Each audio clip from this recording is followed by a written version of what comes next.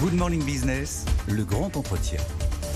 8h18 sur BFM Business et sur RMC Découverte. Notre invité, c'est Roland Lescure. Bonjour, ministre délégué chargé de l'industrie et de l'énergie, bien évidemment. On a beaucoup de sujets à voir ensemble, à commencer par ce contrat de filière établi par l'industrie automobile avec le gouvernement, signé hier. Contrat important pour arriver à cet objectif de véhicules électriques d'ici 2035, quand on sera à 100%. En attendant, d'ici 2027, il faudra 800 000 ventes de véhicules électriques. Il faudra multiplier par 3 les ventes d'ici 2027. Ça fait beaucoup, sachant que là, on est un peu en baisse.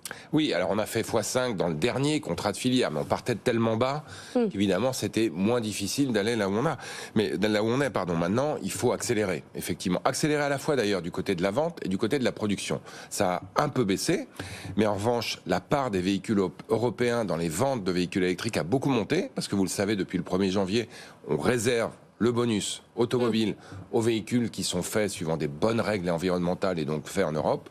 Et ça, c'est un vrai succès. Il faut continuer, il faut accélérer.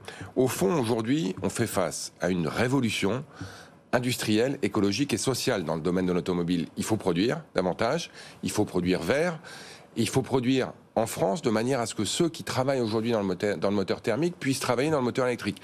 Et en plus, il faut faire ça pas trop cher pour que les Françaises et les Français puissent l'offrir. Et c'est pour ça qu'on a signé ce contrat. On s'est dit, plutôt que de se renvoyer la balle en disant c'est de ta faute, c'est de la mienne, c'est ta responsabilité, c'est la mienne, on se met tous ensemble. L'ensemble de la filière, donc l'amont et l'aval, les constructeurs et leurs fournisseurs, mais aussi tout l'aval de la filière dont on ne parle pas assez, qui sont les garagistes, les distributeurs, ceux qui chargent les véhicules électriques, de manière à ce qu'on aligne tout le monde avec 6 axes très clairs qui sont la compétitivité, l'attractivité des métiers, la souveraineté, le verdissement de la flotte, la gestion du parc existant, parce qu'on peut aussi décarboner un véhicule thermique.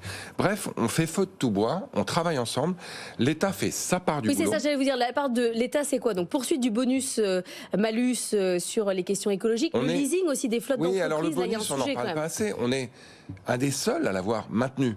On fait face à des contraintes budgétaires. Les Allemands l'ont retiré. Nous, on l'a gardé. Résultat, les ventes de véhicules électriques s'effondrent en Allemagne et elles se maintiennent en France. Le leasing social, plus de 50 000 Françaises et Français ont eu accès en 2024. Ça a été un succès, c'est parti comme des petits pains dès le début de l'année, à un véhicule électrique pour entre 50 et 200 euros par mois et en moyenne 100 euros. On va relancer ce leasing électrique en 2025, donc le soutien à la demande, il est là. Par ailleurs, on soutient la production. On a des subventions à l'innovation, on accompagne la formation, à la fois des jeunes et des moins jeunes, donc ceux qui travaillent aujourd'hui dans l'automobile, qui doivent se requalifier, et les jeunes.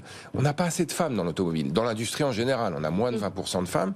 Hier, on était avec des jeunes qui sont en formation, notamment des jeunes femmes qui veulent faire de l'automobile, qui veulent travailler dans le recyclage des véhicules. Ça, c'est un élément très important, c'est ce qu'on appelle l'économie circulaire. Il faut qu'on puisse partir de véhicules usagés et en refaire des véhicules neufs en réutilisant leurs pièces. Sur la question du calendrier, plus personne dans la filière automobile ne demande à toucher en France au calendrier de 2035. Écoutez, aujourd'hui... L'industrie est en marche, maintenant on revient pas dessus. L'industrie est en marche, ou on va dire elle roule vers l'objectif de 2035, mais deux surtout. Parce qu'il y en a, notamment sur l'arc politique, à l'extrême droite, qui disent c'est n'importe quoi. Mais pas chez les industriels, parce qu'ils ont compris qu'on a besoin de visibilité.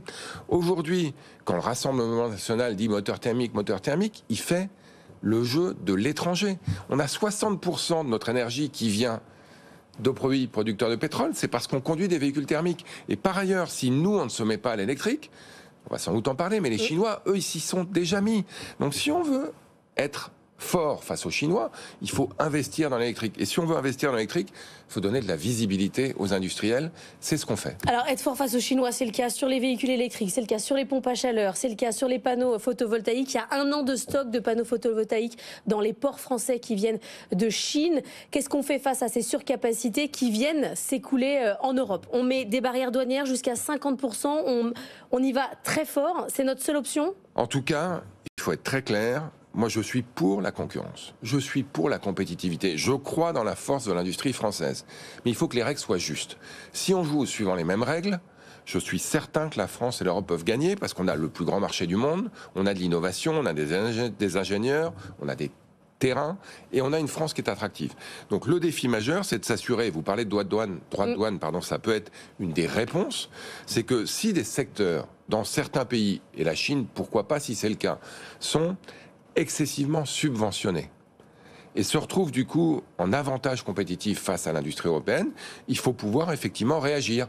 Ça, c'est le rôle de la Commission européenne, et elle a lancé une enquête, vous l'avez dit, sur les panneaux photovoltaïques, elle l'a lancée sur l'automobile, elle l'a lancée sur les dispositifs médicaux.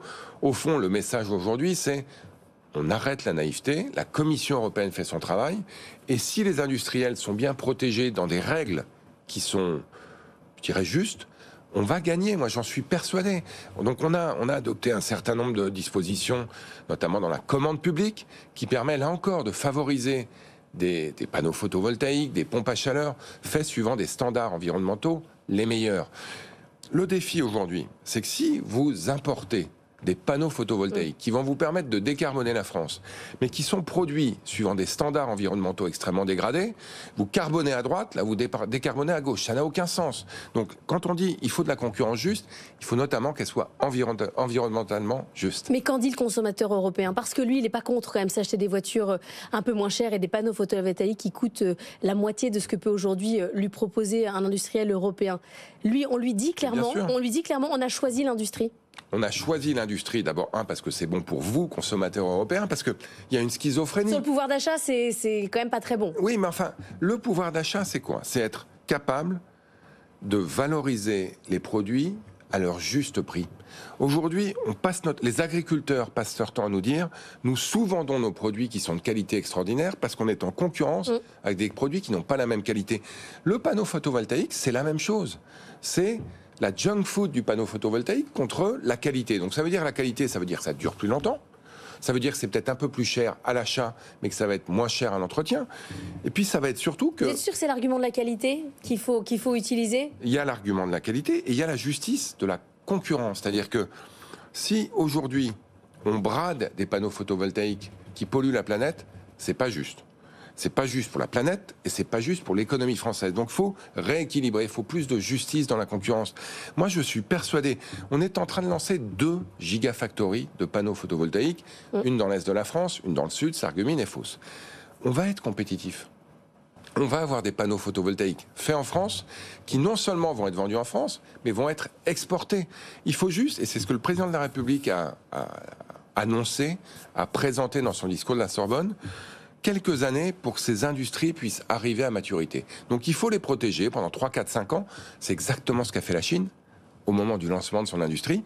Il faut qu'on les protège pendant 3, 4, 5 ans. Une fois qu'elles sont compétitives, on y va. Et pour toute cette transition vers l'électrique, on a besoin de fonds. On était ce matin avec Philippe Tibi, les fonds Tibi 2 et Tibi 1 qui avait déjà bien marché. Au total, il y aura donc 35 industriels, assureurs qui vont flécher leurs investissements vers ces fonds qui sont tamponnés Tibi. 35, c'est super. Ça fait pas tout le tissu industriel français. Comment on fait pour convaincre les autres de rejoindre l'initiative? En montrant que ça marche. On avait dans Tibi 1 25 investisseurs, dont 2 industriels, Orano, EDF. On a 2 nouveaux industriels, les établissements Merck et Pfizer, donc un établissement pharmaceutique américain qui s'y intéresse.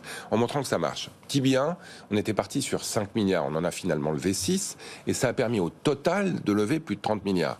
Là, on en a déjà levé 7, on espère en lever 10. Avec l'effet de levier, ça va sans doute nous amener à 50, 70 milliards. La France, aujourd'hui, c'est le premier pays en Europe, le deuxième après le Royaume-Uni sur le continent européen, en termes de levée de fonds. On a fait x5 ou x6 sur les levées de fonds depuis 2016. Aujourd'hui, on lève de l'argent en France pour investir dans nos entreprises qui sont des entreprises de qualité. Donc il faut effectivement s'intéresser à cette initiative, qui est une initiative exceptionnelle parce que, là encore, comme le contrat de nos filières automobiles, on met tout le monde autour de la table, on s'engage ensemble, on ne force personne. Oui. À rien. Il n'y a pas de contrainte. Moi, j'ai eu un débat avec Arnaud Montebourg qui a dit « Tibi, c'est très bien, mais ça devrait être obligatoire. » Mais non. Quand vous rendez les choses obligatoires, les gens vont ailleurs. Ils font le minimum, ils vont ailleurs. Quand vous engagez l'ensemble d'une filière à investir dans des entreprises de qualité, Tibi, l'essayer, c'est l'adopter. Ils y prennent goût et ils continuent et ils augmentent leurs investissements. Moi, je crois beaucoup à l'écologie du contrat, à l'économie du contrat, à la politique du contrat aussi.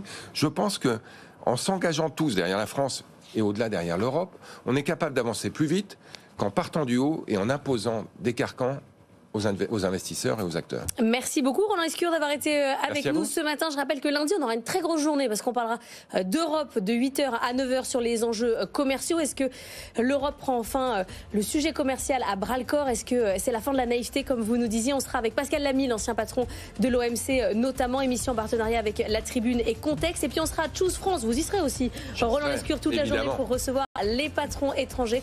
Émission sur BFM Business à partir de 15h jusqu'à 21h.